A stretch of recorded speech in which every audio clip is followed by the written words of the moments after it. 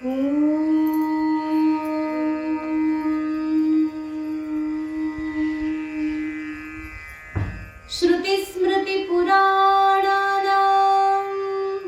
आलयं करुणालयं नमामि भगवत्पादं शङ्करं लोकशङ्करं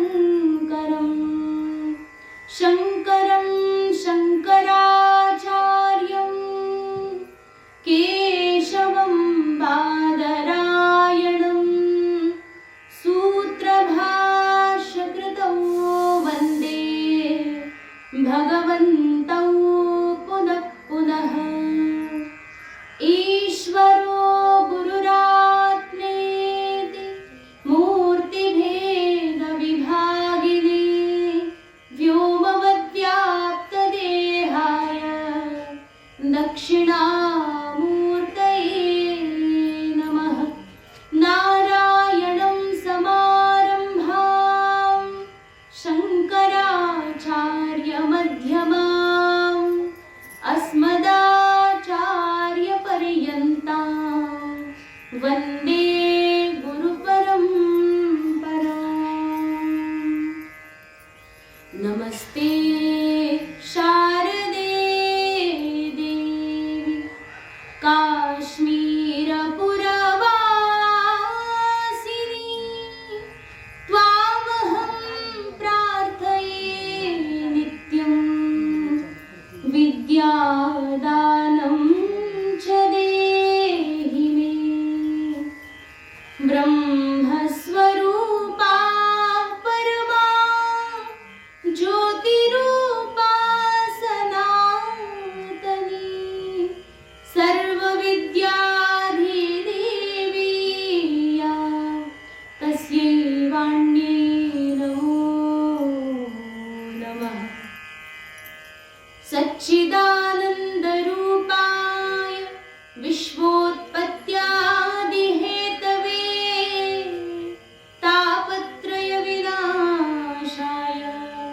श्रीकृष्णाय वयं नुमः।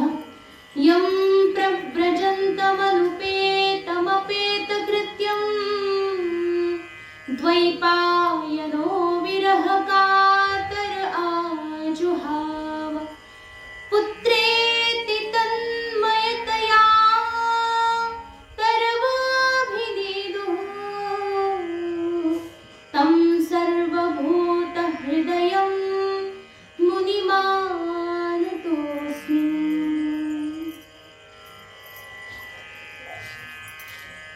श्री नारायण।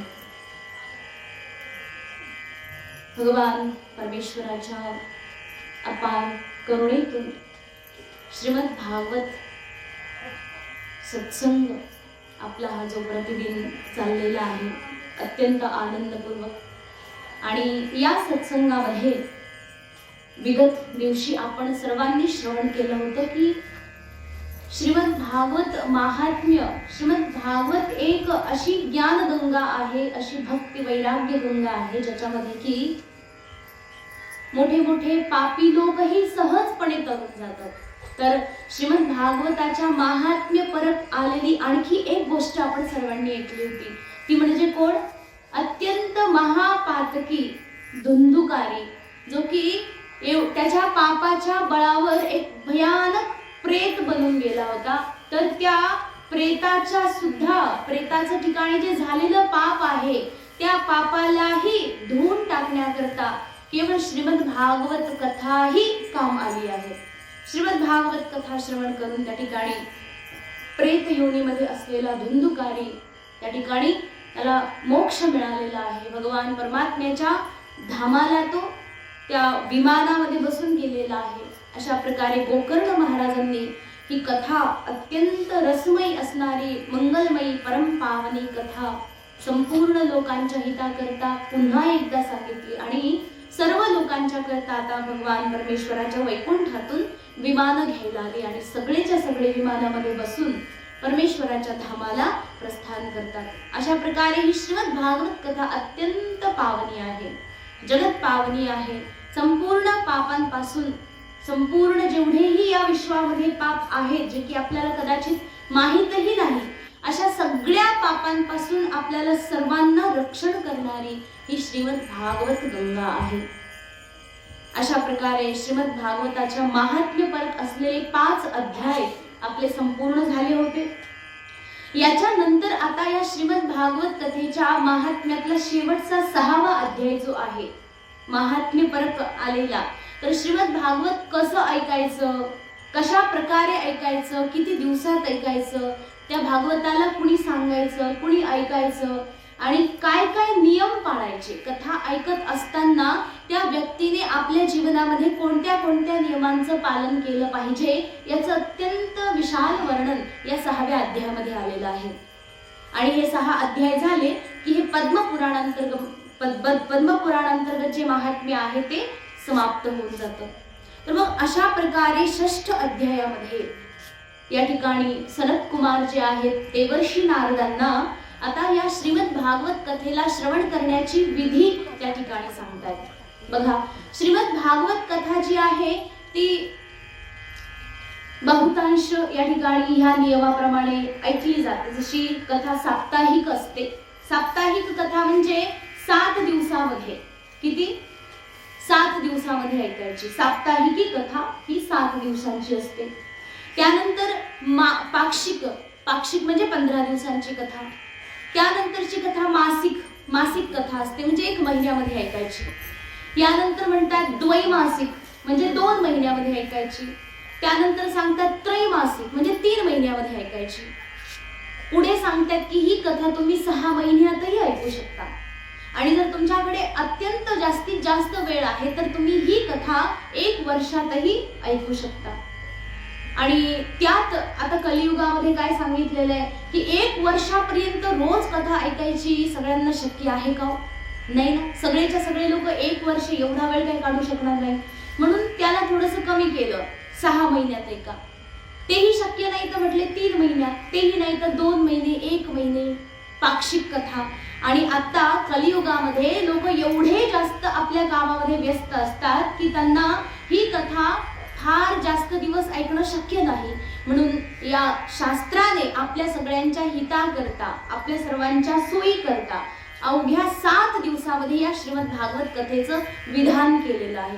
आणि विधान पण असं तसं नाहीये की दिवस कमी झाले म्हणून त्याचं फळ आपल्याला कमी मिळेल. उलट या ठिकाणी साप्ताहिक श्रीमद भागवत कथेचं आणखी जास्त महात्म्य आहे असं या शास्त्रामध्ये सांगितलेलं आहे. जो व्यक्ती साप्ताहिक कथा अत्यंत नियमपूर्वक जर त्या ठिकाणी श्रवण करत असेल तर त्याच्या जीवनामध्ये आनंदच आनंद आहे. तर ती साप्ताहिकी जी कथा आहे त्या साप्ताहिकी कथेमध्ये कशा प्रकारे नियम पाळायचे या ठिकाणी सनत कुमार जे आहेत ते नारदांना सांगतात. आणि तोच संवाद सूतजी महाराज नैमिषारण्यामध्ये शौनकादी 88,000 ऋषींना सांगतात. ही कथा अशीच पहिल्यापासून चालत आलेली आहे, म्हणजे की आता तुम्हाला सांगत आहे. तर या ठिकाणी सनत कुमार जे 4 महात्मे आहेत त्यांनी या श्रीमद भागवत कथेला नारदांच्या प्रसन्नतेसाठी आणि नारदांच्या आनंदासाठी या ठिकाणी सांगितले की 7 दिवसामध्ये ही कथा कशी कशी ऐकायची आहे. सांगितलंय की हे बघा, ही कथा जर तुम्हाला ऐकायची असेल तर सगळ्यात पहिलं काय करायचं म्हटले की सगळ्यात पहिलं कुठेतरी ब्राह्मणांकडे जायचं. एखाद्या ज्योतिषी शास्त्राचं व्यवस्थित ज्यांना ज्ञान आहे असे ब्राह्मण काकांकडे जायचं. गेल्यानंतर चांगला मुहूर्त शोधायचं. कशा करता? कथा करण्याकरता. चांगल्या व्यवस्थित प्रकारे मुहूर्त शोधायचा की आम्ही आमच्या घरी म्हणा किंवा जिथे कथा ठेवायची तर ती कथा कधी ठेवायची, कोणत्या दिवशी ठेवायची, कोणत्या वेळी सुरू करायची, असा एक शुभ, अत्यंत शुभ असा एक मुहूर्त काढायचा. त्यानंतर म्हटले की जर तुम्हाला कथा आयोजन करायची असेल तर कथा नियोजनाकरता जसं घरामध्ये लग्न असेल, बघा घरात लग्न असतं तुमच्या, तर लग्न असताना त्या लग्नाकरता जेवढा पैसा तुम्ही एकत्र गोळा करतात, जेवढं धन गोळा करतात तेवढंच धन कथेकरताही गोळा केलं पाहिजे, बरं का. आता विचार करा, तुम्ही लग्नाला किती लाखो रुपये खर्च करतात. जर एक कथा करायची असेल एखाद्या यजमानाला की मला कथा करायची आहे, मला कथा ठेवायची आहे, त्याचं फळ तर आणखी खूप मोठं आहे, त्याचं पुण्यफळ अत्यंत महान आहे. ती ऐकल्यानंतर सर्वांना इच्छा होईल की आपणही कथा करायला पाहिजे. परंतु शास्त्राने पहिलंच सांगितलंय, जर तुम्ही विवाहाला एवढा पैसा खर्च करत असाल तर त्या ठिकाणी कथेकरताही तेवढाच केला पाहिजे, हे विधान आहे. दैवज्ञम तु समाहूय मुहूर्तम पृच्छयत्नत विवाहे यादृशम वित्तम तादृशम परिकल्पयेत. हे काही मनाने सांगितलं नाही.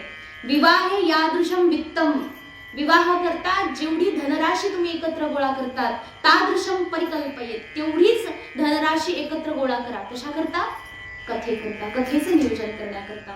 बघा, आता पहिलं आपल्याला मुहूर्त कळालाय, कथा कधी करायची, त्यानंतर धनराशी गोळा झालेली आहे, त्याच्यानंतर आता आपल्याला काय करायचंय. कारण शास्त्र सांगते की असे काही महिने आहेत जे की अत्यंत उत्तम आहेत कथा ऐकण्याकरता, कथा सांगण्याकरता.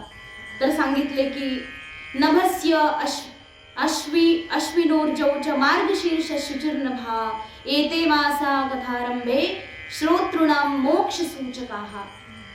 असे 6 महिने सांगितलेले आहेत. कोणते? बघा, आषाढ महिना, आषाढ, श्रावण, भाद्रपद, अश्विन, कार्तिक आणि मार्गशीर्ष, असे 6 महिने या ग्रंथामध्ये वर्णित आलेले आहेत की या 6 महिन्यांपैकी कोणत्या एकाही महिन्यामध्ये तुम्ही ही श्रीमद भागवताची साप्ताहिकी कथा श्रवण करा. त्यातून होईल काय? म्हणतायत की अत्यंत उत्तम फळ मिळेल. अत्यंत उत्तम फळ काय आहे? या विश्वामध्ये केवळ एकच फळ असं आहे जे अत्यंत उत्तम आहे, ते म्हणजे काय? म्हटले मोक्ष. मोक्ष प्रदान करते. श्रीमद भागवत जी कथा आहे ही मोक्ष सूचक आहात, तुम्हाला मोक्ष देऊन टाकेल. अशा प्रकारे खूप मोठं फळ, जे 4 पुरुषार्थ आहेत त्याच्यापैकी परम पुरुषार्थ असलेला हा मोक्ष, याच्यापेक्षा मोठं आणखी लक्ष जीवनामध्ये काहीही नाही, ते या ठिकाणी आपल्याला मिळून जाते. मग हे 6 महिने या ठिकाणी वर्णन केलेले आहेत. त्यानंतर म्हणतात बघा, या 6 महिन्यांपैकी सुद्धा हे 6 महिने उत्तम आहेतच, परंतु याच्यामध्ये सुद्धा काही काही तिथी अशा असतात ज्यांचा मुहूर्त चांगला नसतो, अशुभ असतो. मग तो अशुभ असलेला जो मुहूर्त, ज्याला कुयोग म्हटलेलं आहे, 2 असतात नाही, सुयोग आणि एक कुयोग. मग जो सुयोग आहे त्याच्या वेळी कथा सुरू करायची, कुयोगामध्ये कथा कधी सुरू केली नाही पाहिजे. म्हणून म्हणतात सुयोग शोधा, कुयोगाला त्याग करा. यानंतर म्हटले तुम्ही कथा ठेवतायत ना, कथेचं नियोजन करतायत, तर कथेचा प्रचारही करा बरं का. आपण म्हणू प्रचाराची काय गरज आहे, ज्याला इच्छा आहे तो येईल. पण बघा, एखाद्याला फार इच्छा आहे कथा ऐकायची, पण त्याला माहीतच नाहीये की इथे कथा चालू आहे. तो कथा श्रवण करणारा खूप भक्त आहे, चांगला साधक आहे, परंतु त्याला कल्पनाच नाही की इथे कथा चालू आहे म्हणून. मग कथा चालू आहे की नाही जर माहीतच नाही तर तो येईल कसा. म्हणून प्रचार करणं आवश्यक आहे. तुम्ही प्रचार कितीही करा हो, ज्या माणसाला कथेवर प्रेम नाहीये ना, तो नाहीच येणार, बरोबर की नाही. कितीही प्रचार करा. आता जवळपास भरपूर लोकांना माहिती आहे, जवळपास आपला सप्ताह होतोय किंवा जेही कार्यक्रम होतात जवळपास सगळ्यांना माहित असतं, पण कथा कीर्तनामध्ये किती लोक येतात हो, आपल्या गावातही किती लोक येतात. मग तसा विचार जर केला तर या ठिकाणी कथेचं ज्याच्या हृदयामध्ये भगवान परमेश्वराप्रती, त्याच्या कथेप्रती, कीर्तनाप्रती प्रेम आहे, तोच व्यक्ती येणार आहे. त्याला मग नाहीतर मग शेजारचे लोक झोपूनही राहतील, परंतु कथा श्रवण करणार नाही, कारण की कथेप्रती प्रेम नाही. हे सरळ सरळ उत्तर आहे. मग जर कथेप्रती प्रेम आहे तर तो व्यक्ती येईल, त्याच्याकरता प्रचार करावा लागेल. मग प्रचार करण्याकरता काय केलं पाहिजे? म्हणतात निमंत्रण द्यायचं बरं का. निमंत्रण पत्र बनवायचं, अत्यंत दूर दूर पर्यंत हे निमंत्रण पत्र पाठवायचं. जसं तुम्ही लग्नाची पत्रिका बनवतात, पत्रिका बनवतात की नाही, आणि त्यामध्येही फार माणसांचा रुसवा असतो, अरे आम्हाला पत्रिका आलीच नाही, आम्ही लग्नाला नाही जायचं. काही काही लोक मुद्दामच पत्रिका देत नाही, मुद्दामच नाही द्यायची त्याला पत्रिका, कारण त्याने आपल्याला दिली नव्हती. म्हणजे एक असा एक तुमचा व्यवहार आहे. जर तुम्ही विवाहामध्ये एवढा खर्च करून पत्रिका वगैरे बनवतात, तसंच कथेच्या वेळी सुद्धा अशी व्यवस्थित प्रकारची पत्रिका बनवली पाहिजे. ती पत्रिका दूर दूर पर्यंत प्रचार केला पाहिजे. ज्या ज्या व्यक्तींना आग्रहपूर्वक तुम्ही बोलवताय त्यांना आग्रह कराच, परंतु इतर लोकांनाही सस्नेह निमंत्रण द्या. आणि सांगितलं इथे काय म्हटले, दूरे हरिकथा केचित दूरे चाच्युत कीर्तनाः स्त्रिय शूद्रादयो ये च तेषां बोधो यतो भवेत्. ते म्हटले दूर दूर पर्यंत ही वार्ता सर्वांपर्यंत पोहोचवा, सर्वांच्या आगमनाकरता, आणि इतक्या सुंदर प्रकारे बोलवा की कोणालाही त्या ठिकाणी बोलवता आलं पाहिजे. अत्यंत स्त्रियः शूद्र आदयः यांचं वर्णन पहिलं गेलं बघा. जे लोक कथेपासून नेहमीच त्या ठिकाणी वंचित राहतात अशा लोकांना तर पहिलं निमंत्रण द्या. ज्यामध्ये स्त्रियांचं उदाहरण पहिल्यांदा आहे की बहुधा असं होतं पुरुषांना घराबाहेर जाण्याकरता फार काही कष्ट लागत नाही, पण महिलांना एक तर घरची कामं असतात, त्यात कामं उरकल्यानंतरही घरच्यांचं अनुमती मिळेल की नाही, जायचं आहे, इच्छा आहे, परंतु जर अनुमोदन नाही घरच्यांचं तर तरी तुम्ही निघू शकत नाही. म्हणून कथा श्रवण करण्याकरता सर्वात पहिलं त्या ठिकाणी निमंत्रण तुम्ही स्त्रियांना द्या सांगितले, ज्या की नेहमीच या कथेपासून वंचित राहतात. पुरुषांना त्या ठिकाणी प्राधान्य आहे सगळीकडे, परंतु महिलांनाही कथेचं प्राधान्य द्या. परंतु आता दुर्दशा अशी झाली आहे, आपल्या इथे पहा ना, कोणाची संख्या जास्त आहे? ह्या महिलांची संख्या जास्त आहे. आणि आज हीच अवघड परिस्थिती आहे. जिथेही पहा एक भगवत कार्य असेल, कुठे पारायण वाचताय, कुठे कीर्तन होतंय, कथा होते किंवा काहीही देव कार्य होत असेल तर महिलांची संख्या कुठेही जास्तच आहे.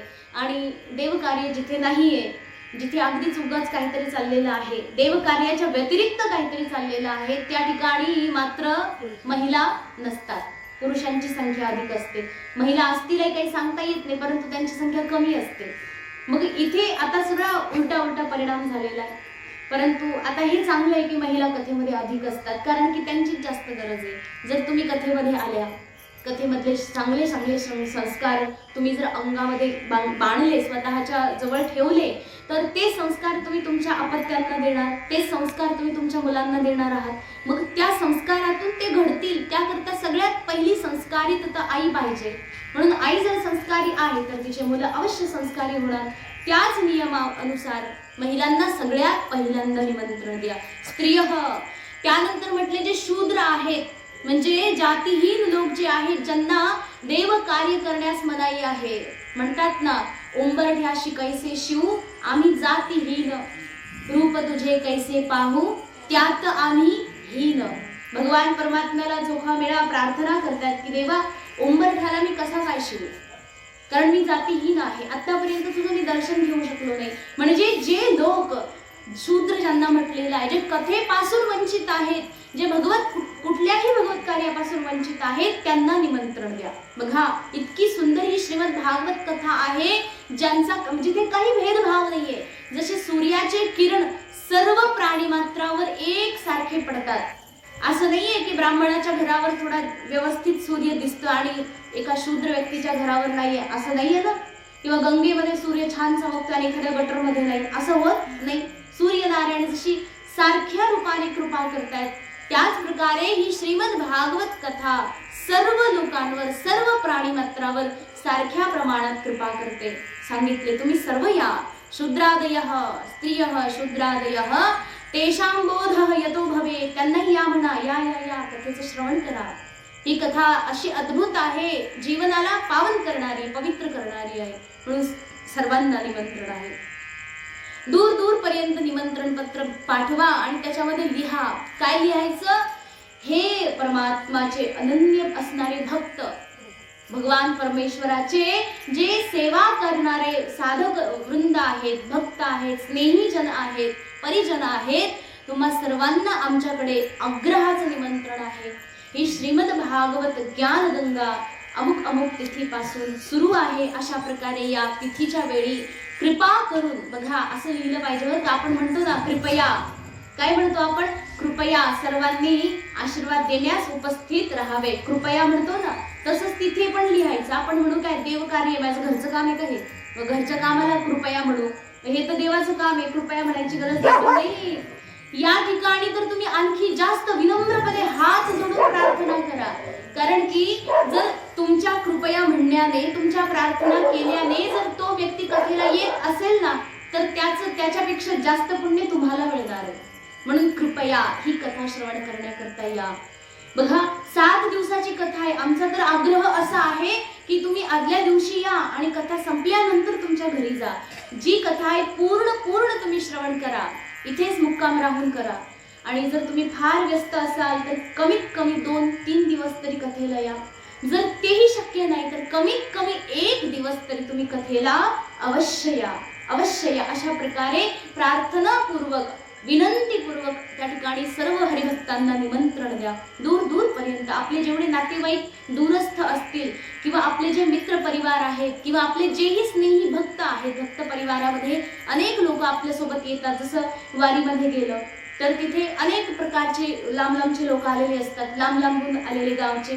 त्या सगळ्यांच्या सोबत एक आपलं भक्तीपूर्ण त्या ठिकाणी एक नातं तयार होतं. त्या लोकांनाही त्या ठिकाणी निमंत्रण द्या. सर्वांनी आपल्या कथेला उपस्थित राहायचे.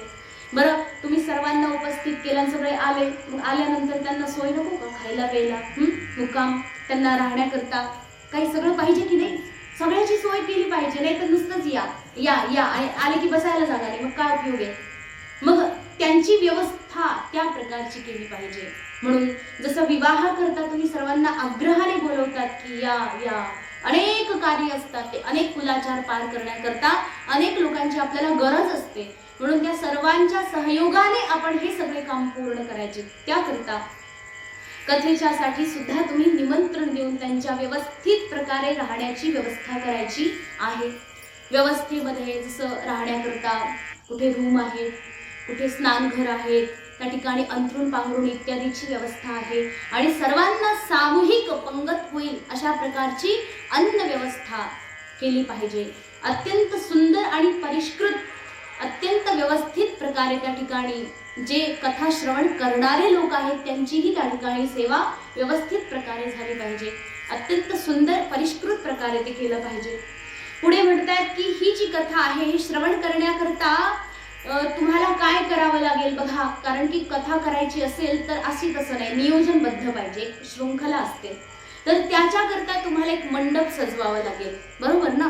विवाह करता मंडप असतो की नाही? दारामध्ये मंडप असतो, व्यवस्थित प्रकारे त्याला तुम्ही छान छान फुलं वगैरे माळा लावून त्या ठिकाणी अनेक प्रकारे सुशोभित करतात. पहिल्या काळची लग्न अशीच असतील बहुतेक. आता तर काही नाही तसं, घरामध्ये काही विशेष नसतं, ते सगळेचे सगळे जातात, शिफ्ट होतात कुठेतरी एखाद्या कार्यालयामध्ये. ठीक आहे, ते पण एक पवित्र कार्य होण्याकरता बनवलं गेलेलं साधन आहे, पण ते सुद्धा अत्यंत सुंदर असलं पाहिजे ना. मग इथे सांगितले काय करायचं तुम्हाला. सगळ्यात पहिल्यांदा कथा कुठे करायची हे स्थान शोधायचं. मग कथा कुठे करायची असते तर सांगितले अत्यंत सुंदर अशी जागा शोधा. एक तर वनामध्ये, एका वनामध्ये जर तुम्ही कथेचं नियोजन केलं तर अत्यंत छान आहे. वनामध्ये म्हणजे वनवास ज्याला म्हणतात ना, वनवासामध्ये जे तप होतं ते दुसरीकडे कुठे होत नाही बरं का. वनामध्ये राहणं म्हणजेच वनवास. तर तुम्ही साप्ताहिक जी कथा आहे निदान तेवढ्या पुरता तरी वनवास घ्यायचा. त्या वनवासामध्ये निरंतर हरिचिंतन करत राहून या श्रीमद भागवत कथेचं श्रवण करायचं. म्हणून अत्यंत उत्तम अशी जागा सांगितली की एखादं वन शोधा. काय म्हटले? वनतीर्थे वापी वने वापी वा गृहे वा श्रवणम मतम. जर वनामध्ये शक्य नाही तर एखादं तीर्थस्थान शोधा. जसं आळंदी आहे, पंढरपूर आहे, वृंदावन आहे, आदी आदी जे तीर्थस्थान तुम्हाला माहित आहेत, अशा एखाद्या तीर्थस्थानामध्ये सर्व लोकांची व्यवस्था तुम्ही करा आणि त्याच्यामध्ये काय करायचं, तुम्ही सर्व लोकांच्या व्यवस्थेसोबतच ही कथा त्या ठिकाणी भक्तिपूर्वक श्रवण करायची. मग तीर्थ असो वन असो, जर हे शक्य नाही तर तुम्ही घरी सुद्धा कथा ठेवू शकता बरं का. असं काही आग्रह नाही की तुम्ही वनातच जा म्हणून. जर तुम्हाला ते शक्य नाही तर घरी पण कथा करू शकता. मग घरामध्ये काय करायचे, सगळं काही साहित्य एका दुसऱ्या घरामध्ये शिफ्ट करून त्या घराला व्यवस्थित परिष्कृत करून अनेक प्रकारे सुंदर सजावट करून त्या ठिकाणी ठेवायची आहे. त्यानंतर काय होईल, तुमच्या या कथेचं आयोजन होईल. त्यानंतर सांगितले ही जी कथा करायची असेल तर तुम्हाला ते कथा मंडप सजवावा लागेल. तर मंडप कसा सजवायचा त्याचं सुद्धा या ठिकाणी वर्णन आलेलं आहे. ते म्हटले की केळाचे जे झाड असतात ना, केळाचे खांब, म्हणजे केळाचं जे झाड ते पूर्ण खालूनच काढून त्याचा खांब बनवायचा. तर केळाच्या झाडाचे खांब त्या ठिकाणी उंच उंच असतील असे रोवायचे आणि त्याचा मंडप बनवायचा. कशाचा? बघा, सुंदर, अत्यंत सुंदर. आपण त्याचं चित्र जरी मनामध्ये आणलं तरी खूप सुंदर दिसतं ते. केळाची पानं आपण बांधतो ना सत्यनारायण वगैरे पूजा करण्याकरता, बस तशाच प्रकारे केळाचे खांब रोवून त्या ठिकाणी अत्यंत सुंदर असा मंडप बनवायचा आहे. त्यानंतर म्हटले की अगदी शेण आणि जी माती असते त्याद्वारे पूर्ण मंडपाला लेपन करायचं आहे, सारवून घ्यायचं आहे. एक सुंदर असा मंच तयार करून त्या ठिकाणी व्यवस्थित मखमलीचे वस्त्र त्यावर त्या ठिकाणी स्थापित करून 7 प्रकारच्या ब्राह्मण देवतांचं तिथे देवतांचं स्मरण करून एक सुंदर असं उच्च सिंहासन बनवायचं आणि त्याच्यावर वक्त्याला नेऊन स्थापित करायचं. अशा प्रकारे या कथेचं या ठिकाणी एक नियोजन झालं. मग हे जे नियोजन आहे, मंडप आदी बनवायचं. याच्यानंतर म्हटले की तुम्ही वक्त्याचं काय करायचं, वर्ण करायचं. वक्ता कसा असला पाहिजे. बघा, या श्रीमद भागवत कथेचा वक्ता कुणी काही साधारण व्यक्ती नाही बरं का. ही कथा जेवढं मोठं फळ देते ना, तेवढा मोठा अधिकारही त्या सांगणाऱ्या वक्त्याचा असला पाहिजे. कारण की असं तसं फळ कुणी देत नाही. जो अधिकारपूर्वक देणार आहे, जास्तीत जास्त आनंद देणारी जी काही वस्तू आहे, त्या वस्तूचा मोलही जास्तच असतं ना. त्या वस्तूच्या ठिकाणी फार मोठी काहीतरी शक्ती असली पाहिजे. या ठिकाणी सांगितलं की जो वक्ता आहे श्रीमद भागवत कथेचा, तो वक्ताही या श्रीमद भागवत कथेमध्ये निरंतर डुबलेला असावा. काय म्हटलेलं आहे बघा, विरक्तो वैष्णवो विप्रो वेदशास्त्र विशुद्धीकृत. पुढे म्हणतात दृष्टांत कुशलो धीरो वक्ता कार्यो तिनिस्पृहः. बघा, इतकं सुंदर या एका श्लोकामध्ये वक्त्याचं लक्षण सांगितलंय. म्हणतात विरक्त, वक्ता कसा असावा, विरक्त. विगत रक्त, रक्त म्हणजे काय, आसक्ती. आसक्ती ज्या ठिकाणी आहे, या संपूर्ण चराचरामध्ये आपले जे पदार्थ द्रव्यादी आहेत किंवा विषय, या विषयांच्या सेवनाप्रती ज्याची फार मोठी इच्छा आहे, आसक्ती आहे, ते जर नाही मिळालं तर त्याच्या वाचून अत्यंत जो दुःखी होतो, त्या व्यक्तीच्या मनामध्ये ती असलेली आसक्ती असेल तर तो वक्ता कधी होऊ शकत नाही. अत्यंत निरासक्त असावा, निरासक्त असावा. आणि हा अर्थ आपण पहिल्यांदाही ऐकलेला आहे. वैराग्य म्हणजे काय, जसं सूतजी महाराज या कथेचे वक्ते आहेत, अशा प्रकारे जेव्हा आपण ऐकलं होतं तर तिथे सूतजी महाराज कसे आहेत त्यांचं वर्णन केलं असताना आपण वैराग्य, जो विराग शब्दाची त्या ठिकाणी व्युत्पत्ती पाहिली होती. तर ही व्युत्पत्ती आणखी वेगळी करू. वैराग्य काय आहे सांगितलंय ना, की विरक्त असावा. विगत रक्त नाही तर विशेषेण रक्त म्हटलंय. ज्याचं आसक्ती निघून गेलेली असं म्हणण्यापेक्षा ज्याची आसक्ती आणखी जास्त घट्ट झालेली आहे.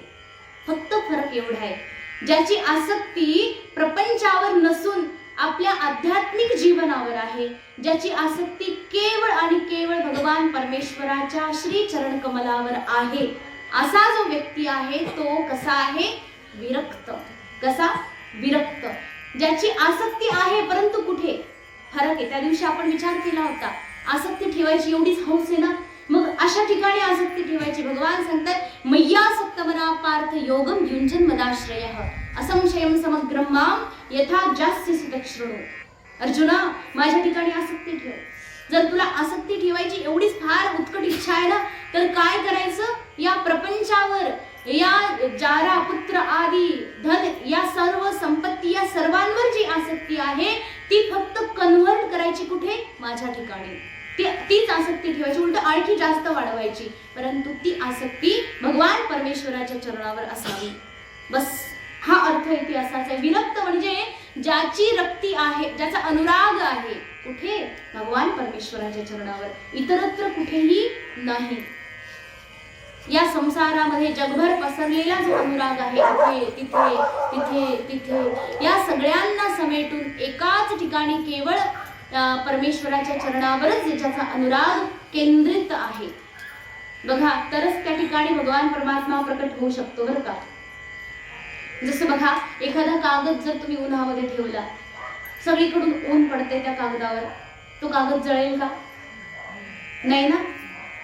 मग तो कागद जाळण्याकरता काय करावं लागेल, नाही, काडी नाही लावायची, काडी नको. एक प्रयोग आम्ही शाळेत केला होता. काय करायचं, भिंगना काय म्हणतात त्याला, हा, ते उन्हामध्ये धरलं आणि त्याला सुद्धा असं व्यवस्थित धरावं लागेल आणि फार वेळपर्यंत एकाच ठिकाणी, एकाच जागी त्याचा जो संपूर्ण सूर्यप्रकाश आहे केंद्रित करावा लागेल एकाच ठिकाणी. तेव्हा काय होईल, अग्नी प्रगट होणार आहे. नक्कीच ना, हे आम्ही केलेलं आहे, प्रत्यक्षात पाहिलेलं पण आहे. याचा अर्थ असा होतो की भगवान परमेश्वराची कृपा सर्वत्र आहे, आणि जी आपली आसक्ती आहे सगळीकडे पसरलेली आहे आणि त्या आसक्तीच्या पोटी परमात्मा प्रकट होत नाही. तो सगळीकडे विद्यमान आहे तरीही तो प्रकट होत नाही. मग काय करायचं? तीच आसक्ती एकाच केवळ अंतःकरणाच्या माध्यमातून, एक भिंगर जे आहे ते म्हणजेच आपलं अंतःकरण, या अंतःकरणाच्या माध्यमातून केवळ परमेश्वराच्या श्री चरणावर ती आपली सगळी आसक्ती केंद्रित करायची. मग काय होईल? परमात्मा आपल्याकरता प्रकट होईल. मग ती आसक्ती केंद्रित करण्याकरता आपल्याला सगळं काही म्हणजे लक्ष त्याच्यावर लावावं लागेल. आणि असं होत नाही की जर कागद जर खूप जास्त जाड आहे तर त्याला जळायला वेळ लागतो. तसंच आपली जर संस्कार अत्यंत अनेक जन्माचे, अत्यंत मलिन आहेत, अत्यंत खराब आहेत आपले संस्कार, तर ते संस्कार जोपर्यंत धुवून जात नाही तोपर्यंत परमात्मा येत नाही. जर आपले संस्कार खूप चांगले आहेत तर तत्काळ परमात्मा दर्शन देतील.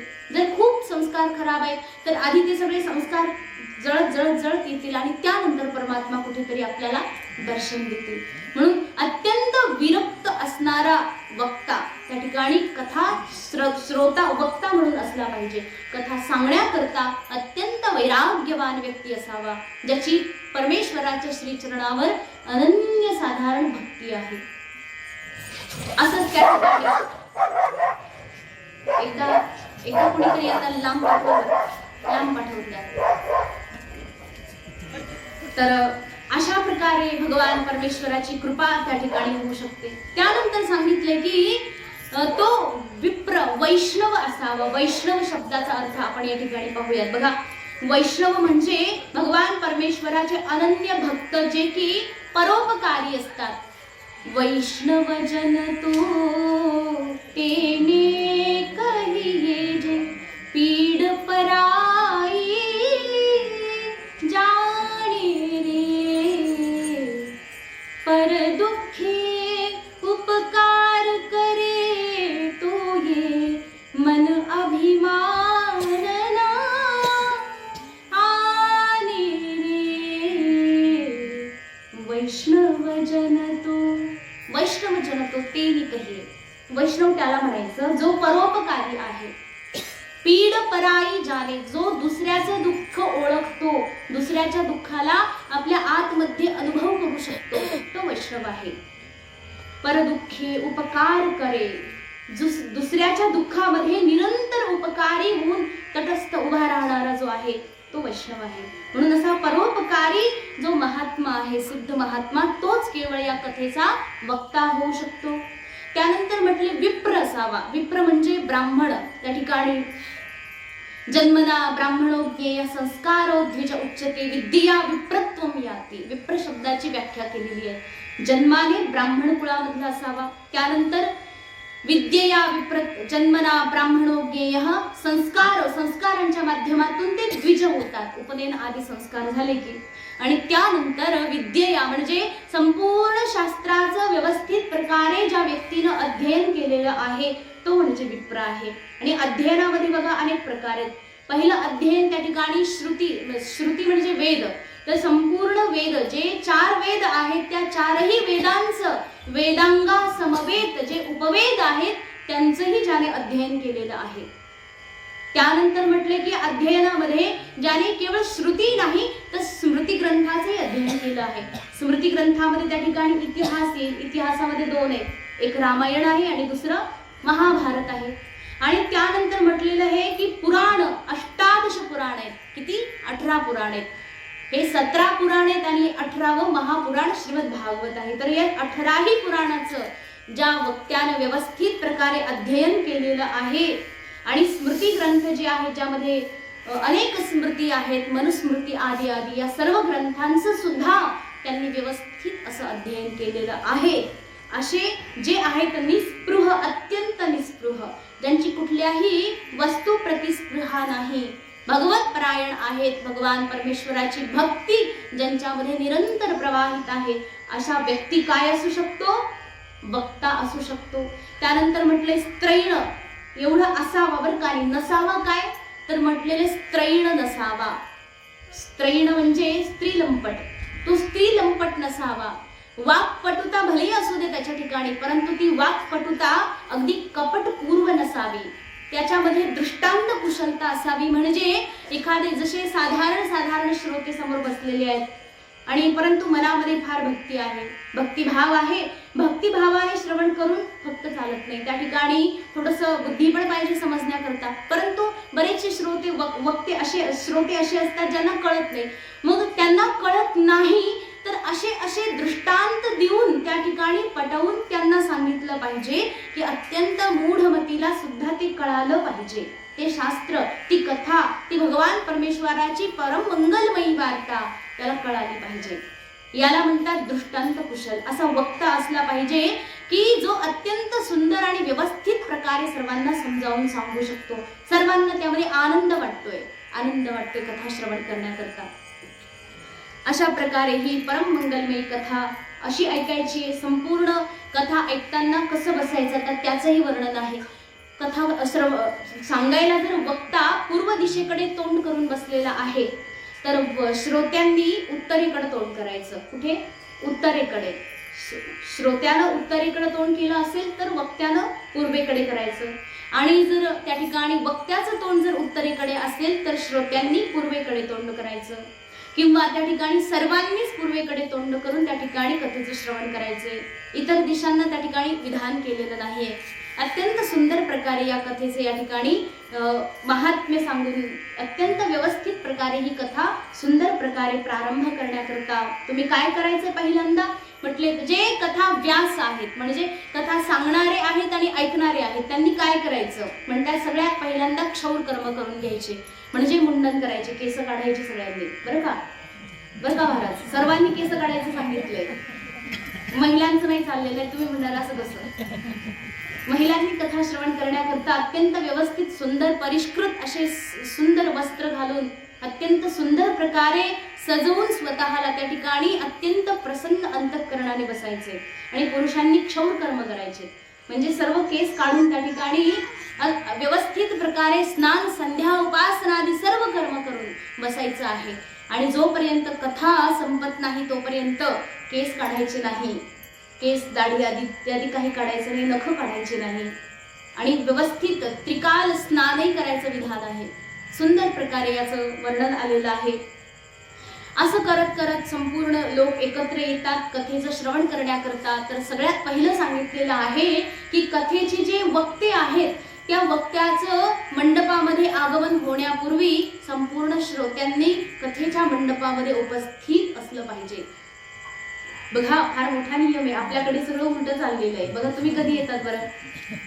हा, सुरू झाल्यानंतर आवाज येतोय. अजून आवाज आल्यावर जाऊ, आवाज आला की मग जाऊ. अजून आवाज आलाच नाही. काल आवाज आला का सगळ्यांना? नाही आला का? काल माहिती नव्हता काय? पाहिलं फक्त कमून नाही म्हणून 8:30 वाजले तरी नाही. हा, काल आवाज आलेला नाही. म्हणजे त्या ठिकाणी असं होतं की म्हणजे अशी उत्कंठा असली पाहिजे, कथेप्रती हे प्रेम असलं पाहिजे. आणि मुळात म्हणजे कथेपेक्षा जास्त कथेच्या वक्त्याप्रती प्रेम असलं पाहिजे. कारण की आपल्याला कथा कुणाच्या माध्यमातून कळते? ग्रंथ स्वतः येऊन तर बोलत नाही आपल्या समोर. आणि आपण एवढे आळशी लोक आहे की स्वतः ग्रंथ उघडून कधी वाचणार नाही. आणि यामध्ये तर कथा श्रवण करायचं सांगितलंय. कथा म्हणजे काय? बोलायचं. आणि कथा श्रवण करायला सांगितलेलं आहे, कथा वाचायला सांगितलेली नाहीये. कथा वाचताना जे पुण्य मिळते, जो आनंद मिळतोय त्याच्यापेक्षा काही पटीनं अधिक पुण्य कथा श्रवण करून मिळते. आणि कथा ऐकल्यानंतर जे पुण्य तुम्हाला मिळते, जो आनंद तुम्हाला मिळतोय त्याच्यापेक्षा कितीतरी पटीनं अधिक पुण्य कथा सांगणाऱ्याला मिळतं. बघा, तो पण सांगणारा असा या नियमात असेल तर, नाहीतर मग काय नाही. खरं हे सगळं असं असलं पाहिजे. मग पुढे म्हणतात ही कथा जर ऐकायची असेल तर मग व्यवस्थित प्रकारे जे श्रोते आहेत, जे यजमान आहेत त्यांनी अत्यंत आदरपूर्वक कथेच्या वक्त्याला मंडपामध्ये स्वागत करावं. स्वागत केल्यानंतर अत्यंत उच्च सिंहासनावर त्यांना स्थापित करावं. आणि उच्च सिंहासनावर ते बसलेले असताना सुंदर प्रकारे ग्रंथाची आणि कथा व्यासाची दोन्हीची व्यवस्थित प्रकारे पूजा करायची आहे. शेजारीच भगवान श्री नारायण, श्री हरीचं त्या ठिकाणी एक मंडळ स्थापित करून श्री हरीची पूजा करायची. बाळ, गोपाळ, कृष्ण जे कोणी असतील त्या ठिकाणी त्यांची पूजा करायची आहे. आणि कथा चालू असताना काय करायचं आहे? कथा वक्ते जे आहेत त्यांच्यासोबत कमीत कमी 3 ब्राह्मण आणखी असावे बरं का. ते 3 ब्राह्मण काय करतील तर म्हटले एकानं काय करायचं, नित्य नियमाची पूजा करायची, सकाळपासून दुपारपर्यंत जी पूजा चालते तिथे ती पूजा करायची. दुसऱ्यानं काय करायचं म्हटले भागवताची जी संहिता आहे म्हणजे पारायण जे आहे ना मूळ श्लोक, तर हे पारायण तिथे वाचन झालंच पाहिजे. एकानं तिथे पारायण वाचायला बसायचं. आणि आणखी एक त्या ठिकाणी ब्राह्मण त्या वक्त्यांच्या सोबत असावा ज्याने ओम नमो भगवते वासुदेवाय या 12 मंत्राचा अखंड जप करायचा आहे, हा नियम आहे. आणि त्याच्यानंतर त्या वक्त्याच्या सोबत आणखी एक विद्वान ब्राह्मण तुम्ही त्या ठिकाणी कथेच्या व्यासपीठाच्या शेजारी एक सुंदर असं आसन सजवून तिथे त्यांना बसवायचं आहे. आणि ते जे आहेत त्यांना काही काम नाहीये, बस अध्यक्षता म्हणून. जसं आपल्याकडे असतं ना कीर्तनामध्ये विणेकरी एवढा विद्वान असावा की जर कीर्तनकार महाराज जर काही चुकीचं कोणतं काही सांगत असेल, चुकीचं प्रमाण देत असेल किंवा एखादं वाक्य जरी चुकीचं सांगत असेल तर विणेकऱ्यानं टोकायचं मध्ये. बरोबर आहे ना हे काय बरोबर असा नियम आहे वारकरी संप्रदायामध्ये, मी ऐकले बऱ्याचदा. पण आपल्याकडे असं आहे आता ज्याला काहीच कळत नाही त्याच्या गळ्यात विणा देतात. अहो हे खरं आहे की नाही, असं कुठे असतं, सगळीकडे हे चालेल. अवघ्या महाराष्ट्रात नंतर तुला काही येत नाही, तुला टाळ वाजवता येत नाही, तुला एखादा प्रमाणपाठ नाही, मग घे ना विणा, मग तुला काहीच येत नाही मग एवढं तर कर. असं नकोय व्हायला. विणेकरी जो आहे अत्यंत उत्तम अधिकारी व्यक्ती असावा, अत्यंत उत्तम, जो कीर्तन करणारा आहे त्याच्याही पेक्षा अधिक उत्तम श्रेष्ठ ज्ञान ठेवणारा असावा. बस तशाच प्रकारे इथे कथेचं सांगितलेलं आहे. कथेचे वक्ते उत्तम आहेतच, त्यात काही संशय नाही. त्यांच्यामध्ये कुणी जर थोडीशी जरी कमी काढत असेल तरीही तो वक्ता बनू शकत नाही. कथेचा वक्ता अत्यंत उत्तम असावा आणि त्याच्याच प्रतीचा तेवढंच ज्ञान ठेवणारा, तेवढाच निस्पृही आणि तटस्थ भाव असणारा आणखी एक विद्वान महात्मा शेजारी ठेवावा. कारण कधी कधी जर कथा आहे, कधी समजा एखादा प्रसंग सुटून गेला किंवा एखादा श्लोक किंवा एखादं काही उद्धृत करताना लक्षात नाही आलं, कधी कधी होतं असं, स्मरणात राहिलं नाही, तर मग त्यांनी तिथे सुचवायचं की इथे असं आहे. यांच्या लक्षात नाही आलं म्हणजे यांचा अधिकार कमी पडला असं नाहीये, परंतु शेजारी जे आहे ते सहाय्यक म्हणून त्या ठिकाणी कथा सहाय्यक म्हणून त्यांची त्या ठिकाणी उपस्थिती देतील. अशा प्रकारे अत्यंत सुंदर आणि उत्तम प्रकारे व्यवस्थित असं सगळं कथेचं नियोजन करा, ज्यामध्ये ही श्रीमद भागवतची पोथी आहे त्याचं पूजन करायचं तुम्हाला पहिल्यांदा. आणि पूजन केल्यानंतर एक नारळ त्या ठिकाणी समोर स्थापित करायचं आहे. कुठे? ग्रंथावरती, ग्रंथाच्या शेजारी किंवा पुढे एक नारळ स्थापित करायचं आहे, ज्याला 7 दिवस हलवायचं नाही आणि निरंतर पूजा करत राहायची आहे. ग्रंथासोबत त्या नारळाची पूजा करायची. अशा प्रकारे सुंदर सुंदर अशी सगळी व्यवस्था बनवून या श्रीमद भागवत कथेचं तुम्ही काय करायचंय? श्रवण करायचं आहे. अशा प्रकारे सुंदर असं पूजन करत करत त्या ठिकाणी सांगितलेलं आहे.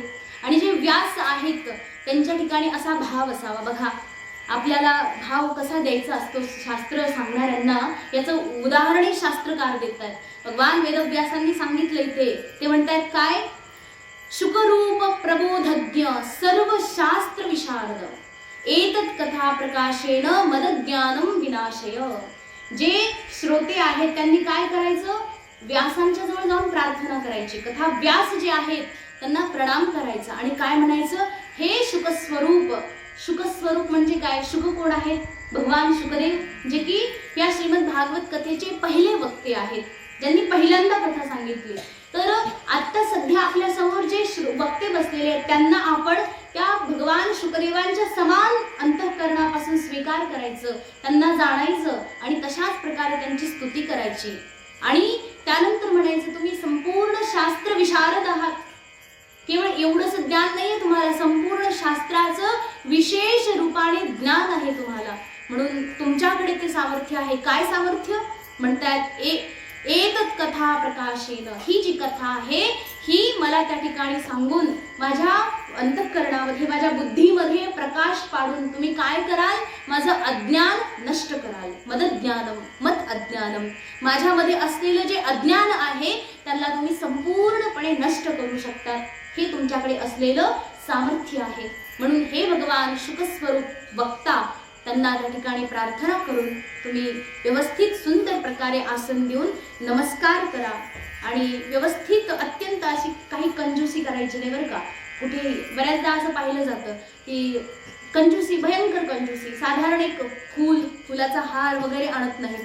अनेक कथा अशा झालेल्या असतात, अनेक स्थान होऊन जातात ज्या ठिकाणी ग्रंथावर किंवा वक्त्याला जर एखादं फूल जर तुम्ही समर्पित करत नाहीये कथाच्या वेळी, तर त्या ठिकाणी खूप मोठा दोष लागतो. अनेक प्रकारे तुम्ही व्यवस्थित सजवून, अनेक प्रकारे पूजन आदी विधी उपचार करून या कथेचं श्रवण केलं पाहिजे. आणि दुसरं म्हटलंय की तुम्ही जेव्हा कथा मंडपामध्ये येतात, कथा श्रवण करण्यापूर्वी तुम्ही कथा व्यासांना अवश्य प्रणाम करा. जिथे आहात तिथूनच प्रणाम करा. जर विक्षेप होत असेल तर दूरून प्रणाम करा. जर तुम्ही फुकटची कथा ऐकली तर ती पचनी पडत. फुकटची कथा म्हणजे काय? प्रणाम न करता कथा ऐकणं. तुम्ही बाकी काही द्यायचं नाही द्यायचं ते तर तुमची लांबची स्वतंत्र गोष्ट झाली, परंतु प्रणाम तरी कमीत कमी या कथेप्रती समर्पित केला पाहिजे. प्रणाम करून जर कथा ऐकली तर ती कथा आपल्या फार मोठ्या भाग्याची आहे, आनंदाची आहे, म्हणून प्रणाम करावा. यानंतर सांगितले की ही कथा श्रवण करण्यामध्ये कधी आलस करायचं नाही, प्रमाद करायचा नाही. प्रमाद म्हणजे असावधान, असावधानता कधीच करायची नाही. अत्यंत सावध राहायचं, प्रत्येक वेळी सावध. एक शब्द अत्यंत सावधानपणे ऐकायचा आणि माझ्याच कामाचा आहे हा शब्द एक माझ्याच कामाचा आहे, मला कधीतरी कामा येणार आहे, म्हणून अशा प्रकारे अंतःकरणात जपून ठेवायचा. त्यानंतर ही कथा ऐकण्याकरता आ सूर्योदयमारभ्य सार्धत्री प्रहरांतकम वाचनीया कथा सम्यक धीर कंठम सुधीमता. वक्त्यानं काय करायचं आता? म्हणाले की सूर्योदय जसा झाला, बस सूर्योदयाच्या वेळी ही कथा सांगायला सुरुवात करायची. बघा, अर्थात याचं सांगण्याचं महत्व असं आहे की सगळ्यांनी पहाटे उठायचं. सूर्योदयाला कथा सुरू व्हायची म्हटलं अंघोळ वगैरे झाली पाहिजे ना आधी. त्याच्याकरता कमीत कमी ब्रह्ममुहूर्तामध्ये, ज्यावेळी ब्रह्ममुहूर्त म्हणजे काय, सूर्योदयाचा 2.5 तास आधी. आता सूर्योदय किती वाजता होतो? 5:45-6 वाजता. सूर्योदय पाहताय तुम्ही सगळे नाही का? तुम्ही पाहतात की नाही सूर्योदय? बरीचशी पिढी आता सूर्योदय पाहत नाही पाहत, कारण की ते उठतात कधी? सूर्य डोक्यावर आल्यावर. मग सूर्योदय कसा पाहायला मिळेल त्यांना? सूर्योदय पाहायचा नाहीये. सूर्योदय पाहायच्या वेळी तुम्ही कथेला बसायचे, अर्थात पहाटेच उठून त्या ठिकाणी स्नान आदी नित्यकर्म परिपूर्ण करून आपली जी संध्या उपासना आहे त्यालाही संपवून तुम्ही 6 वाजता समजा त्या ठिकाणी कथेच्या मंडपामध्ये येऊन उपस्थित राहायचं आहे आणि विनम्रतापूर्वक त्या ठिकाणी प्रणाम करून कथा श्रवण करण्याकरता बसायचं आहे. सूर्योदय आरंभ झाल्यापासून तर कमीत कमी 2.5 ते 3 प्रहर ही कथा चालेल. मध्यान्ह काळामध्ये तुम्हाला काही क्षणापुरता विश्राम दिला जाईल. कशा करता? कुठे थोडंसं फेरफटका मारायचा, कुठे जाऊन यायचं, काय असेल काही काम, तेवढ्या करता. काम नाही तुमचं, काम तर मग संपायचंच नाही कधी, त्याच्यामुळे ते काम नाही. तुमचं व्यक्तिगत काही काम असेल तेवढं उरकून यायचं, लगेच तात्काळ कथेला बसायचं. बरं, तुम्ही कथेला बसल्यानंतर ही कथा कधी संपेल याची वाट बघायची नाही, कारण की सूर्यास्तालाच ही कथा संपते. बघा, सूर्योदयाला सुरू होते आणि सूर्यास्ताला संपते. नाही तर म्हणणार 12 वाजून गेले, 1 वाजले, 2 वाजले, 3 वाजले, यांची कथा अजून काही संपेच ना. आता आपली कथा सूर्य अस्ताच्या नंतर सुरू होते, अगदी अंधार पडल्यानंतर. मग ही संपवायची कधी? सूर्योदयाला. चालेल की नाही? नाही चालणार. नाही, रोज कथा करायची ना, रोज जागरण नाही जमणार. त्याच्यामुळे आपली जी वेळ आहे अत्यंत ठीक आहे, चांगला आहे. तर म्हटलंय की अशा प्रकारे अत्यंत धीर कंठाने वक्त्याने, बघा, हसवायचं नाही, रडवायचं नाही. जे कथा जो प्रासंगिक जसा आहे त्याला तसंच सांगायचं. आता श्रोते तुमचे फार कंटाळले, झोपा घ्यायला लागले, झोपा घेतात तर ते श्रोतेच नाहीयेत. त्या श्रोत्यांना अत्यंत प्रसन्नता वाटली पाहिजे कथा ऐकताना. भगवान परमेश्वराची एवढी मंगलमयी कथा आहे, का म्हणून झोप येईल बरं? जर तुम्ही मनापासून ऐकली तर कशाला झोप येईल? झोप नाही आली पाहिजे. जर झोप येते तर समजायचं आपलं फार मोठं पाप रस्त्यात आपला आडवं येतंय. त्याच्यामुळे कथा श्रवण करताना कधीही डुकली घ्यायची नाही, झोप येऊ द्यायची नाही. त्याचा आणखी पाप लागतं. पाप आहे म्हणून डुकली आली आणि कथेत डुकली आली म्हणून आणखी जास्त पाप झालं, मग ते किती महागात पडलं. असं व्हायला नकोय, है ना? मग अशा प्रकारे अत्यंत प्रसन्नतेनं सूर्यास्तापर्यंत ही कथा ऐकायची आहे. मग यानंतर असे नियम पालन करायचे. बरेचसे नियम दिलेत, ज्याच्यामध्ये आता म्हणतात की जे कथा ऐकणार आहेत त्यांनी खायचं प्यायचं काय? मग तर म्हटलंय ही जी कथा आहे तुम्हाला उठायचं बसायचं फार कमी आहे ना, एकदाच सुट्टी आहे फक्त, म्हणून म्हटले की यावेळी तुम्ही आहार अत्यंत अल्प खा, अत्यंत अल्प. त्यासाठी मलमूत्र जयार्थम ही, मलमूत्रावर विजय मिळवण्याकरता ही लघ्वाहार, लघु आहार ग्रहण करा. अत्यंत थोडा आहार घ्या. काय घ्या? जो सुखकार आहे, तुम्हाला त्रास देणार नाहीये. म्हणून हविष्यान्न खा. हविष्यान्न म्हणजे जे तुम्ही यज्ञ करताना आहुती देतात त्याला हविष्यान्न म्हटलं जातं. तर मग त्याच्यामध्ये भात वगैरे असं असतं, थोडंसं अल्प घ्यायचं. तेही काय फार जास्त पोट भरून खायचं नाही, आणि पोट भरून खाल्ल्यानंतर पाणी पण तेवढंच प्यावं लागतं. आणि पाणी पिलं की संपला विषय. मग काय, किती वेळा तुमची एकेकाची उठबस पाहत बसायची त्या वक्त्याला विचारत. एक गेला की दुसरा गेला, तिसरा आला की मग असं करत करत ती कथा काही रंग येणार नाही. एक जरी मधूनच उठून गेला ना तर भरपूर विक्षेप होतो सांगणाऱ्याला, आणि एकदा मध्येच कुठेतरी येऊन बसला तेव्हाही विक्षेप होतो. म्हणून अत्यंत शांतपणे प्रसन्नतेने ही कथा ऐकायची असेल तर तुम्हाला अल्प आहार खायचा आहे. आणि सांगितलं उपोष्य सप्तरात्रम. हो, तुम्ही जर 7 दिवस उपवास केला मग तर काय विषयच नाही. उपवास म्हणजे साबुदाणा खाऊन नाही, उपवास म्हणजे भगर आधी खाऊन पण नाही. त्यांनी उपवास म्हणजे उपवास सांगितले. अत्यंत अल्प जल तुम्ही घेऊ शकतात बस, किंवा दूध घेऊ शकता. जर तेही न घेता चालत असेल तर मग आणखी उत्तम. जर तुम्ही पूर्ण फलाहार, पूर्ण अत्यंत उपवास करतायत, निराहार निर्जला राहून, तर खूप चांगलं.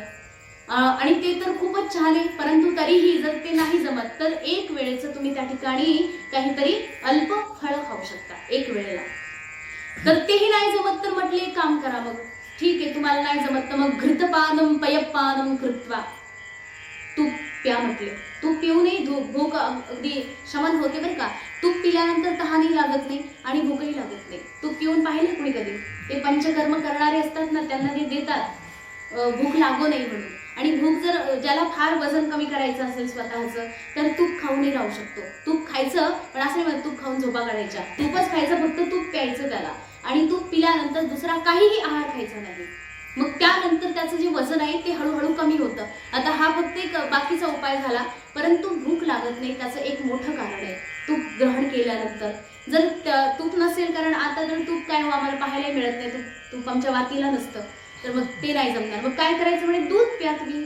मग दूधही नाही जमत तर मग एक काम करा, फळं खा. नाही फळं खाऊन जमत आहे तर मग एक वेळेचं जेवण तुम्ही करू शकता बरं का. एक वेळेचं जेवण, फार नाही, एक वेळेचं जेवण करायचं. आणि पुढे श्री सनकादी महाराज तर आणखी एवढं सांगतायत बघा, जर तुम्हाला उपाशी पोटी कथा श्रवण करायला मन लागत नाही ना, भूक सारखी सारखी आवाज देते, तर मग तुम्ही पर्याप्त जेवण खाऊ शकता. वा, आणखी खूप सुंदर उपाय. म्हणजे तुम्ही हवं तेवढं म्हणजे असं नाही की आता एवढंच खाऊनच घ्या. जास्त जरी असेल फेकण्यापेक्षा खाऊनच घ्या. अशा वृत्तीच्या लोकांनी तर कथा कधी ऐकायचीच नाही. ज्यांना थोडा आहार नियंत्रित करण्याची थोडी शक्ती आहे त्यांनी त्या ठिकाणी हा नियम पाळायचा आहे.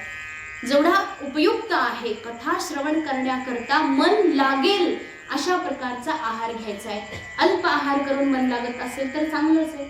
जर नाही जमत तर तुम्ही एक वेळेला व्यवस्थित असं जेवण करूनही त्या ठिकाणी कथा श्रवण करू शकतात. अत्यंत सुंदर प्रकारे म्हणले, भोजनम तु वरम मन्ये कथा श्रवण कारकम. आणि ते तर सांगणार, मी तर सांगतो की भोजन तर खूप चांगलं आहे. जर तुमचे कथा श्रवण करण्यामध्ये भोजनाच्या द्वारे मन लागत असेल तर काय हरकत नाही, कारण की बऱ्याचशांचं मन तिथं गुंतलेलं असतं जेवणामध्ये. जर ते नाही भेटलं तर मग बाकी सगळं डिस्टर्ब होऊन जातं. त्यामुळे कथा विक्षेप होऊ नये त्याकरता भोजन तुम्ही करू शकता. पण त्यामध्ये काही नियम सांगितले, काय खायचं आणि काय नाही. तर म्हटले की द्विदल नाही खायचे. द्विदल म्हणजे काय, डाळी असतात ना, द्विदल धान्य, तर ते खायचं नाही, कुठलीच डाळ खायची नाही. अच्छा, पुढे म्हणतात मधु म्हणजे मध खायचा नाही. आणि त्यानंतर म्हटले तैल खायचं नाही, तेल खायचं नाही, कोणतंही तेल आधी खायचं नाही. पुढे म्हणाले जर तेलाऐवजी तुम्हाला जमतच नसेल तर थोडंसं तूप तुम्ही खाऊ शकता, तेल खायचं नाहीये. गरिष्ठ, कोणतंही गरिष्ठ अन्न खायचं नाही, कोणतंही गरिष्ठ जेवण खायचं नाही बरं का. गरिष्ठ म्हणजे जे की फार पचायला मोठं कठीण आहे, जसं की पुरणपोळी आपल्याकडे फार प्रसिद्ध आहे. तर कथा श्रवण करताना पुरणपोळी खायची, कारण पुरणपोळी पचण्याकरता फार मोठे कष्ट लागतात. तुम्हाला काय वाटतं, हे आहे ना, गरिष्ठच आहे ना.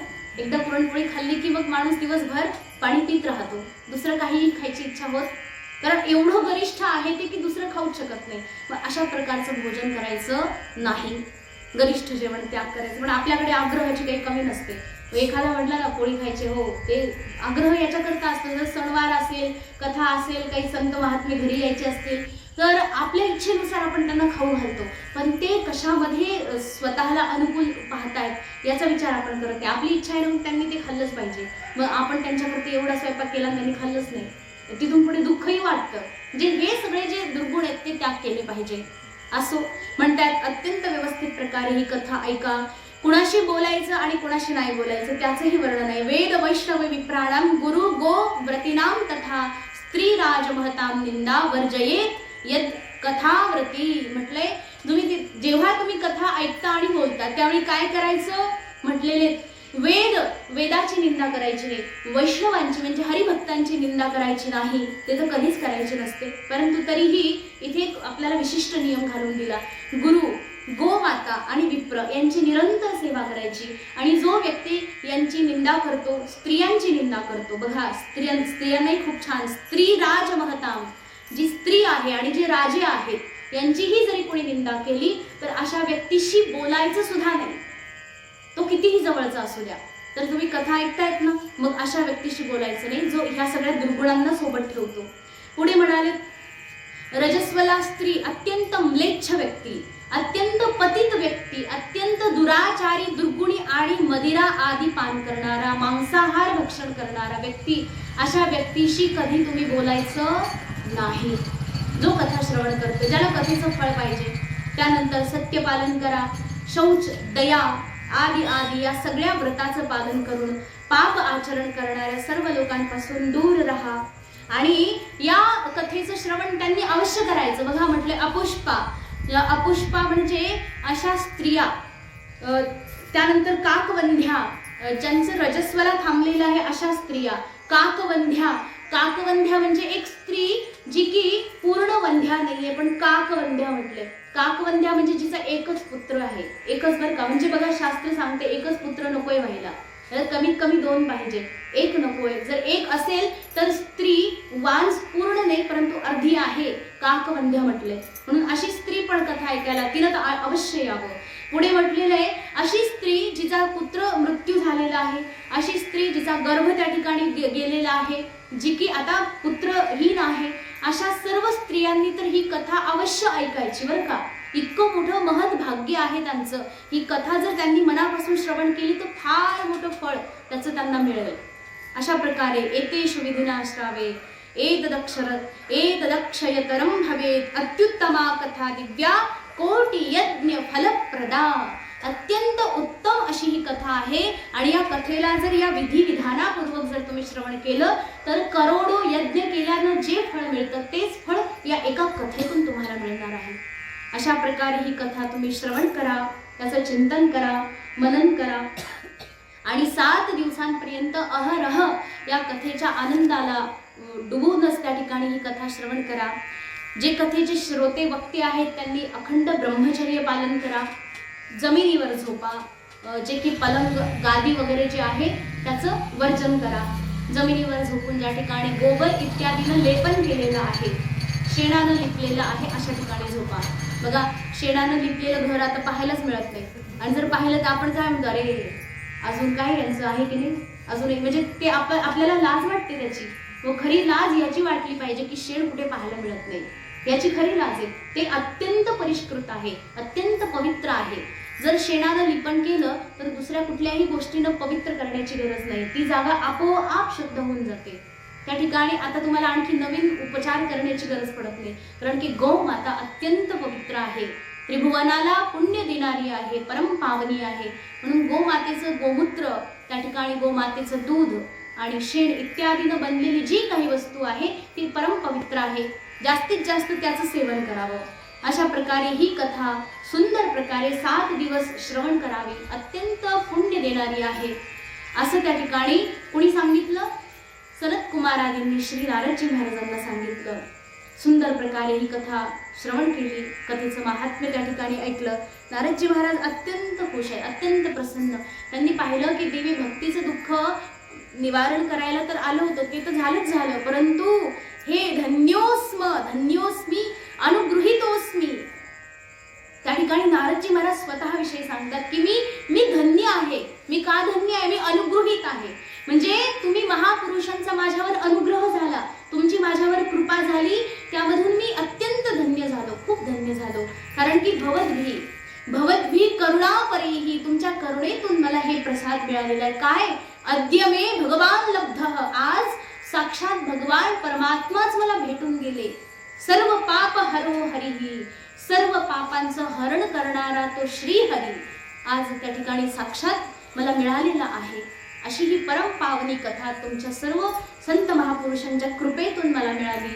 आणि खरंच खूप मोठी कथेचे सामर्थ्य आहे. श्रवणम सर्व धर्मेभ्यो वरम मन्ये तपोधनाः वैकुंठस्थो यतः कृष्णः श्रवणात यस्य लभ्यते. केवळ भगवान कृष्ण जे वैकुंठामध्ये राहतात त्या परमात्म्याची भक्ती त्या हृदयामध्ये भेटून जाते. जो अंतःकरण मनापासून या कथेला किंचित काळही ऐकतं. बघा तिथे असं सांगितलं होतं ना की 7 दिवस जर कथा ऐकायला तुम्हाला नाही वेळ, कमीत कमी 1 दिवस ऐका. कारण ही कथा अशी आहे की या कथेचा एक निमिषही व्यर्थ नाही. एक निमिष जरी ती कथा तुम्ही अत्यंत मनापासून श्रवण करतायत तर त्या कथेचं तेवढंच फळ आहे जेवढं 7 दिवसामध्ये तुम्हाला आहे. म्हणजे कलियुगाच्या लोकांना केवढी सोय करून दिली हो. बघा, नाही जमत ते करा, हे नाही जमत ते करा, अहो ते नाही आणखी करा. आणि प्रपंचामध्ये बघा, हे नाही जमत ना, त्याच्यापेक्षा आणखी कठीण होऊन जाईल. ते तेव्हा नाही केलं तर आणखी कठीण होऊन जाईल. एक एक गोष्ट आपली आणखी कठीण कठीण कठीण होऊन जाते. आणि एक दिवस अशी कठीण होते की ती कधी सुटतच नाही. हा भवबंधर आहे, हा भवसागर आहे, दुःखाचा सागर आहे. परंतु भगवान परमेश्वराची कथा ती निरंतर जेवढी जेवढी कमी होत जाते तेवढी आणखी आपल्याकरता लाभदायक आहे. जेवढी आपण एका क्षणापुरती जरी मनापासून श्रवण केली तर ती वैकुंठ देते. आणि ही कथा अत्यंत परम पावनी आहे. या कथेचं महात्म्य असं अद्भुत आहे की ज्या ठिकाणी कथा चालली होती आनंद नामक घाटावर हरिद्वारमध्ये, जेव्हा सनकादी महात्मे ही कथा सांगत होते देवर्षी नारदांना, तेव्हा तिथे भगवान साक्षात शुकदेवजी महाराज येऊन उपस्थित झाले.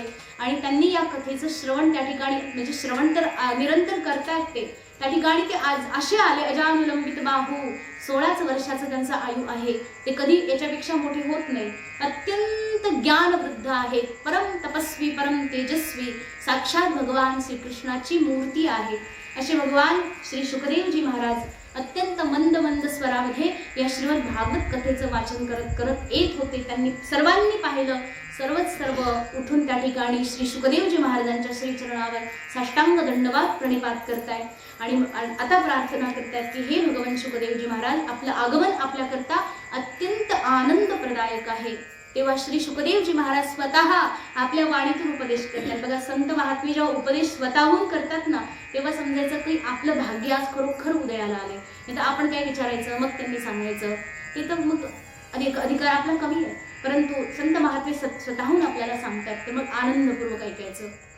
तेव्हा त्यांनी या श्रीमद भागवत कथेचं बखान करत करत एक श्लोक असा सुंदर सांगितला. ते म्हटले, स्वर्गे सत्येच कैलासी वैकुंठे नास्त्ययं रसः अतः पिबंतु सद्भाग्या मा मुंचत करिहि चित. अहो बघा, काय करायचं, ही जी कथा आहे ना, स्वर्गे म्हणजे स्वर्गलोकामध्ये नाहीये, सत्यलोकामध्ये नाहीये. ही कथा कैलासामध्येही नाहीये, ही कथा वैकुंठामध्ये पण नाही. ही कथा कोणत्याही दिव्य लोकामध्ये मिळत नाही. केवळ ही कथा या मर्त्य लोकामध्ये तुम्हा लोकांना मिळालेली आहे. अतः पिबंतु, प्या. कधी प्या? पुन्हा पुन्हा प्या. असं नाही की एकदा पिलो बास समाधान, असं नाही. पुन्हा पुन्हा प्या, पिबत राहा. पिबंतु, तुमचं सद्भाग्य आहे की तुम्हाला कथा प्यायला मिळते. म्हणून मा मुंचत करिहि चित. या कथेला कधी सोडू नका. मा मुंचत म्हटलंय. मुंच म्हणजे सोडणे, मा म्हणजे नाही, सोडायचं नाही, कधीच सोडायचं नाही या कथेला. अशी ही अत्यंत परम आल्हाद देणारी ही कथा आहे. अशा प्रकारे ही कथा या ठिकाणी संपन्न झाली. आणि एक प्रश्न जो सूतजी महाराज ही कथा सांगत होते कोणाला, शौनकादी महाराजांना, कुठे, नैमिषारण्यामध्ये. हे थोडंसं लक्षात ठेवा, कोणाचा काय संवाद आहे. तर ही कथा शौनकजी महाराज आता प्रश्न विचारतायत सूतजी महाराजांना की अहो महाराजजी, ही कथा कोणी, म्हणजे आपल्याला पहिल्यांदा कळलं होतं की शुक महाराजांनी परीक्षित राजाला सांगितली, त्यानंतर कळलं की सनकादींनी नारदांना सांगितली, त्यानंतर कळलं की ही कथा गोकर्ण महाराजांनी धुंदुकारीला सांगितली. तर ही कथा कोणी, कधी आणि कशा प्रकारे सांगितली याचं मला जरा वर्णन करा. तेव्हा त्या ठिकाणी सूतजी महाराज याचं वर्णन करून सांगतात की जेव्हा कलियुग प्रारंभ झालं होतं बरं का, कलियुग कधी प्रारंभ झालं? जेव्हा भगवान श्रीकृष्ण या धर्तीवरून आपली लीला संवरण करून निघून गेले, तेव्हा कलियुग आलं. आणि ते कलियुग आल्याच्या 30 वर्षानंतर त्या ठिकाणी काय झालं म्हणजे भाद्रपद महिन्याची शुक्ल पक्षातली 9वी तिथी जी आहे त्या तिथीला त्या ठिकाणी शुक महाराजांनी ही कथा राजा परीक्षितला सांगितली. याच्या ठीक 200 वर्षानंतर हीच श्रीमद भागवत कथा जी आहे ती आषाढ शुक्ल 9मीला गोकर्ण महाराजांनी कोणाला सांगितली? धुंदुकारीला सांगितली. आणि हीच श्रीमद भागवत कथा याच्या 30 वर्षानंतर सरकारी महाराजांनी श्री नारदजी महाराजांना कार्तिक महिन्याच्या शुक्ल 9वी तिथीला सांगितली. अशा प्रकारे सुंदर अशी या कथेचं या ठिकाणी वर्णन करत करत सुंदर प्रकारे शौनकजी महाराजांच्या सर्व प्रश्नांची उत्तर देत सूतजी महाराज अत्यंत प्रसन्नतापूर्वक या कथेला, या श्रीमद भागवत कथेच्या महात्म्याला या ठिकाणी पूर्णविराम देतात. अशा प्रकारे या श्रीमद भागवत कथेचे महात्म्य परत आलेले जे 6 अध्याय आहेत, जे पद्मपुराणात आहेत, त्याचे 6 अध्याय आज आपले या ठिकाणी श्रवण करून पूर्ण झाले. आता उद्यापासून जे आहे आपल्याला या श्रीमद भागवत कथेचा प्रारंभ पाहायचा आहे. म्हणजे उद्या जे 12 स्कंधाची जी कथा आहे यातला पहिला स्कंध, पहिला अध्याय, पहिला श्लोक उद्या आपल्याला या ठिकाणी घ्यायचा आहे. अशा प्रकारे श्रीमद भागवत कथा उद्या प्रारंभ होत आहे. म्हणून तुम्ही सर्वांनी काही दांडी मारायची नाही. तुम्ही म्हणणार तुम्हीच दांडी मारता, हो की नाही? काल काय झालं, नगरला गेलो होतो थोडंसं स्वास्थ्य संबंधी आणि तिकडेच उशीर झाला. त्याच्यामुळे म्हटलं आता जाऊन कथा करणं शक्य नाही, यायलाच 9:30 वाजले होते. त्याच्यामुळे जर तुम्हाला मनामध्ये वाईट वाटलं असेल की आज कथा नाही झाली तर त्याच्या वतीने 1 दिवस जास्त सांगू, माफी मागू नको ना, 1 दिवस जास्त सांगू. पण अशा प्रकारे ही जी कथा आहे अशी आनंदपूर्वक सर्वांनी श्रवण करावी. आणि जे लोक याची इच्छा करतात, हे बघा निमंत्रण तुम्ही जर दिलं तर त्याचं पुण्य तुम्हालाच लागणार आहे. म्हणून हे निमंत्रण तुम्ही आणखी जास्तीत जास्त लोकांना अवश्य द्या. ही कथा श्रवण करण्याकरता सर्वांचा समान अधिकार आहे. अशा प्रकारे आजची झालेली जी सेवा आहे ती भगवान श्रीकृष्णचंद्राच्या चरणावर समर्पित करून आजच्या या कथेला पूर्णविराम देऊ. ओम पूर्णमद पूर्णमिदं पूर्णात् पूर्णमुदच्यते पूर्णस्य पूर्णमादाय पूर्णमेवावशिष्यते. ओम शांति शांति शांति. ओम नमः पार्वती पतये. हर हर